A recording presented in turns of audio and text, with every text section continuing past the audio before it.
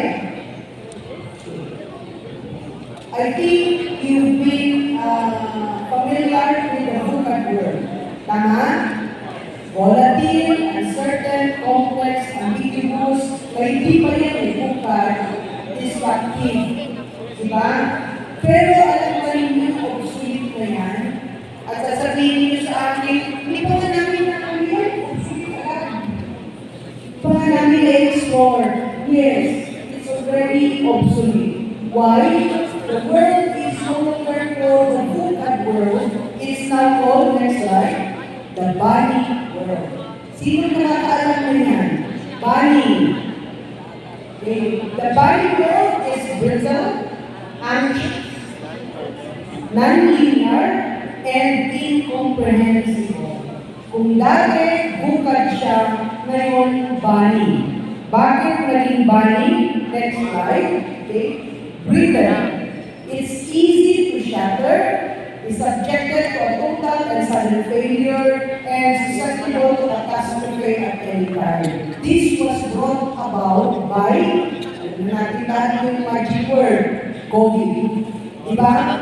Hindi natin alam, bigla na lang, nandito na siya, and it disrupted everything. Not just in the Philippines, but also worldwide. Who would ever think that the world will stand still? Not war, not famine, it's COVID. And so the world has become brittle. It is susceptible to catastrophe. I hope that in our lifetime, kung marami sa inyo kaya ko, in our lifetime, tama na yung isang COVID na nangyari sa atin. Okay? But that the world is becoming so unpredictable, so brittle that we don't know what will happen next. There is a talk of war. Sa atin sa Pilipinas, hindi natin masyadong naramdaman, pero sa ibang bansa, naramdaman ito. And like I said, I don't want to see it happening in my lifetime, in our lifetime. Next slide. Anxious. Fear that any choice you can make might be the wrong one. Kasi dati, Vigan may data tayo, pero even that data fail to predict what will happen. And so, we are very anxious about the decisions that we make. Next slide. Nonlinear. Nonlinear. This connection between cause and effect will the single meaning leading to multiple destinations. So, hindi natin alam na ano ba talaga ang cause. Kasi hindi naging effect niya. Okay? And we're talking about what's happening worldwide. Gusto ko rin ipaalala sa lahat na we are in the AI world already. Everything enabled by technology. Artificial intelligence. Alam naman niyo, o siguro alam niyo na at the tip of our fingertips, pag sinabi natin, kung meron na tayong ChatGPT, wala familiar with ChatGPT? Yes. Makakakuha na yung 500-word essay. At hindi nyo malalaman kung kaya yan o hindi. Diba? So, if we rely solely on the work of the student that having to look into several of his or her work in the past, then we can just say, oy, ang ganda naman ang ano na to, ng gawa na ito. Kasi, ngayon yung mga nag-MA, nag-PhD, pwede kayo gumamit ng ChatGPT. Mag-download na kayo ng app. Tapos, ano man ang topic ninyo, wala pang 1 minute, meron na. Okay? Hindi ko sinabi yan para mag-cheat kayo Ang sinasabi ko lang, ang daming meron ngayon sa social media. Maraming mga apps also that you can make use of, okay, for whatever purpose. And that's why everything now is non-linear. Yung dati na dapat, tawag dito, ito yung ating business, ito yung gagawin natin, straight lang yan. Ngayon hindi. May iba-iba, may baku-bakong diyaan. Ano mga nangyayari? Very disruptive also. Next slide is it is incomprehensible. It is extremely difficult, if not impossible, to understand and identify all the They no longer make so much sense. Ang dami, meron ka ng TikTok. Ang iba sa TikTok, magaling sa TikTok. Ang iba, hindi ko alam kung ano pa, dahil hindi ako marunong mag-TikTok, na pinapanood ko lang. But you see how very inventive we are as human beings, and yet there are things that we cannot understand, we cannot comprehend. And so, because we cannot comprehend, we are fearful, we are anxious. When we do things that are born out of fear, that are born out of anxiety, that is a BANI word. Yan ang nangyayari sa Pilipinas.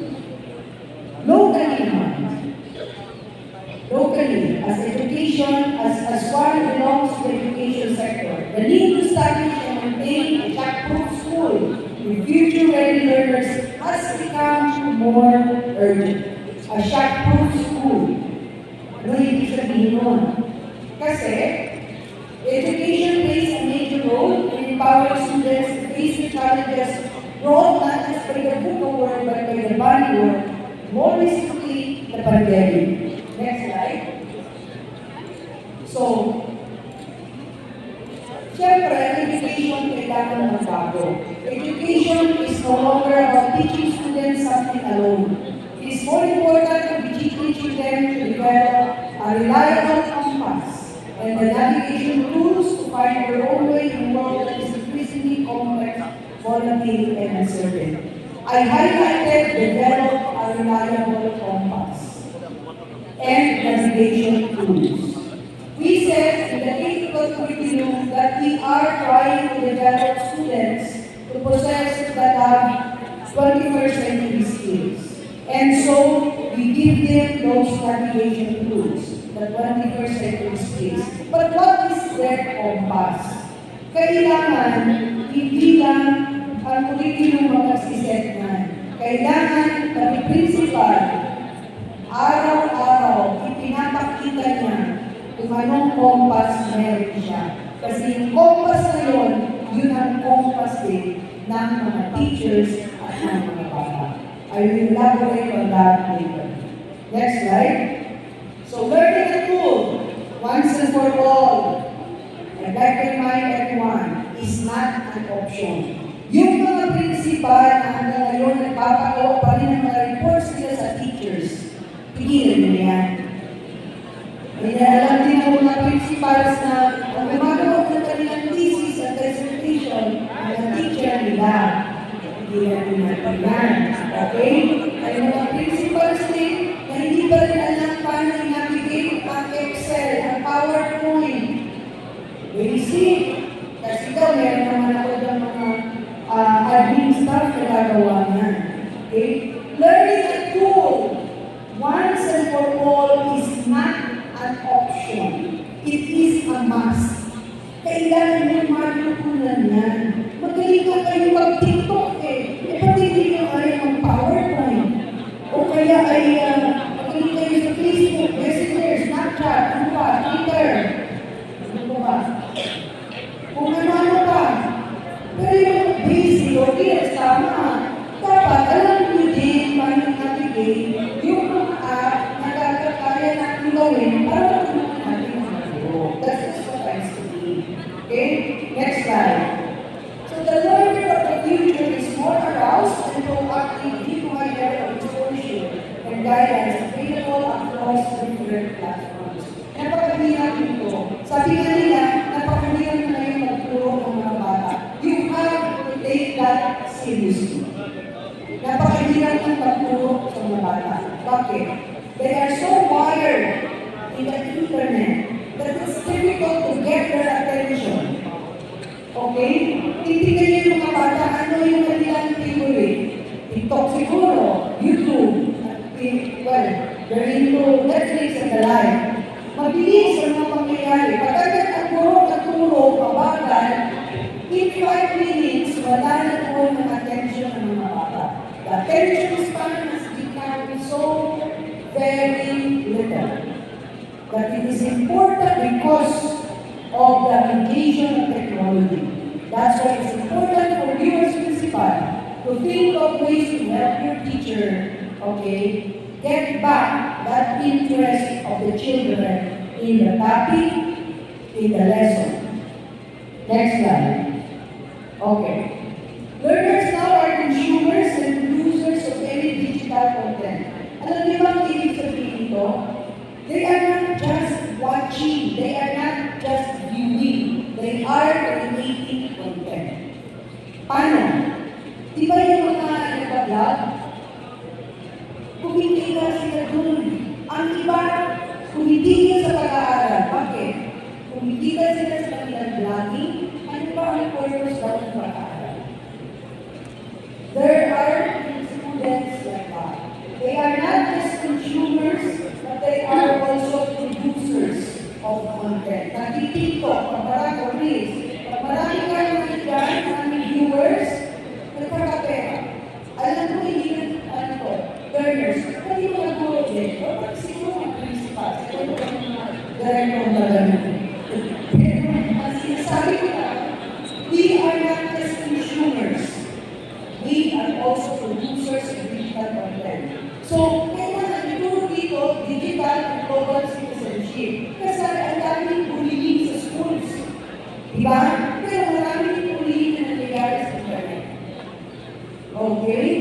Worse, meron pang porn sa internet na nagiging business din. And so, these are the things that we confront day in and day out. Especially for those principals whose schools are in major cities. These are the things to confront. And so, what do you do if these are your challenges? In a BANI world, talagang lalala pa yan. Okay? Kung nag-iiba na ang mga problema natin. When you were younger, what were the problems that you encountered in school? And juxtapose that to the problems that you have now. And the students have now. See the difference. Therefore, if that is the case, the techniques that you help solve those problems from before will not work today. And if it will work, it will only be for a time. Bakit? Iba na ang sitwasyon, iba na ang kondisyon. Kaya, ang principal dapat magbabago ang perspektibo ng iba na. Hindi po yung